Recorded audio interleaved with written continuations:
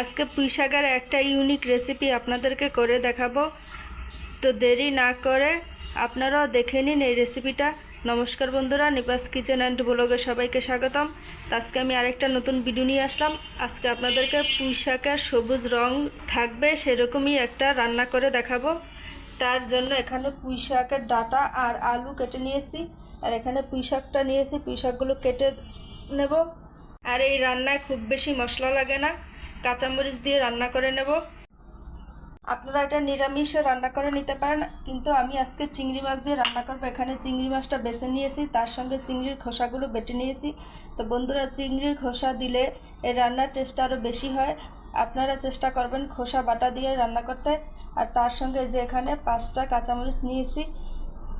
এই যে দেখুন, পুঁই শাকগুলো আমি এইভাবে কেটে নিয়েছি। তো চলুন কথা না বাড়িয়ে রান্নাটা শুরু করা যাক। আর ভিডিওটি স্কিপ না করে সম্পূর্ণটা দেখে নেবেন। এখনও যারা আমার চ্যানেলটিকে সাবস্ক্রাইব করেননি তারা সাবস্ক্রাইব করে আমার পাশে থাকবেন। আর যে সকল বন্ধুরা আগের ভিডিওতে কমেন্ট করেছেন তাদেরকে অসংখ্য ধন্যবাদ এইভাবে আমার পাশে থাকার জন্য। আশা রাখি সবসময় এইভাবে আমার পাশে থাকবেন। একটা কড়াই বসিয়ে দিয়েছি, গরম হয়ে গেছে। সরষের তেল দিয়ে দেব, চিংড়ি মাছ আর ঝগা বাটা দিয়ে দেব।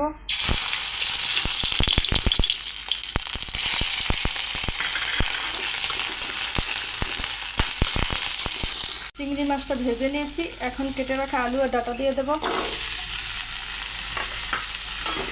আগেকার দিনে মানুষ খুব বেশি মশলা ব্যবহার করতো না, নামমাত্র 2-1টা মশলা দিয়ে রান্না করে নিত। সেরকমই একটি পুরনো রান্না। অল্প একটু হলুদ গুঁড়ো দিয়ে দেব, লবণ দিয়ে দেব, ঢেকে দেব। তাহলে একটু সেদ্ধও হবে আর ভাজাও হবে। এই যে দেখুন, সুন্দর ভাজা ভাজা হয়েছে। এবার কাঁচামরিচ দিয়ে দেব।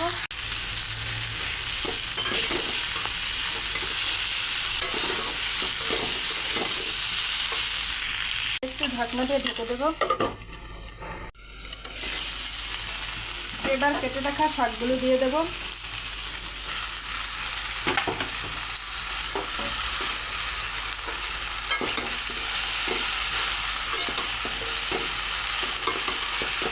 এই যে দেখুন, মিশিয়ে নিয়েছি। এখন আরেকটু ঢাকনা দিয়ে ঢেকে দেব, তাহলে শাকগুলো একটু নরম হয়ে যাবে। এই যে দেখুন, শাকটা কতটা নরম হয়ে গেছে, আর শাক থেকে জলটাও বের হয়ে গেছে।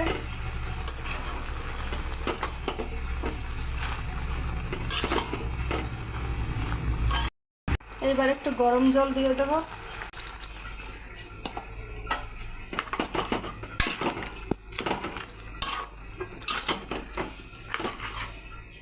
এখন আবার একটু ঢেকে দেব।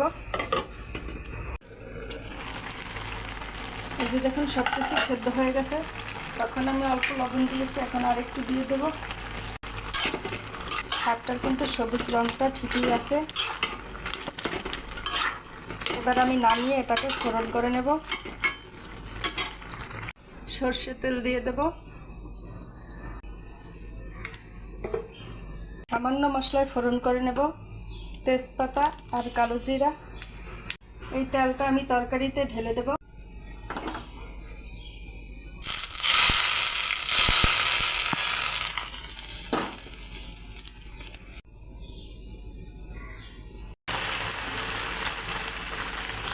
রান্নাটা হয়ে গেছে। আর একটু টেস্টি করার জন্য ভাজা জিরের গুঁড়া দিয়ে দেব। এই যে দেখুন বন্ধুরা, কতটা সহজে রান্নাটা হয়ে গেল। আপনারা এইভাবে খেয়ে দেখবেন, দারুণ হয় খেতে পুঁই শাকের তরকারিটা। তো কেমন লাগলো আপনাদের কাছে অবশ্যই কমেন্ট করে জানাবেন। এই যে দেখুন বন্ধুরা, পুঁই শাকের রঙটা কিন্তু সবুজই আছে। তো সকল বন্ধুকে আবার অসংখ্য ধন্যবাদ জানিয়ে ভিডিওটি এখানে শেষ করছি। আবার আরেকটা নতুন ভিডিও নিয়ে আসছি। ততক্ষণ আপনারা আমার সঙ্গে থাকুন। সবাই ভালো থাকুন, সুস্থ থাকুন। নমস্কার।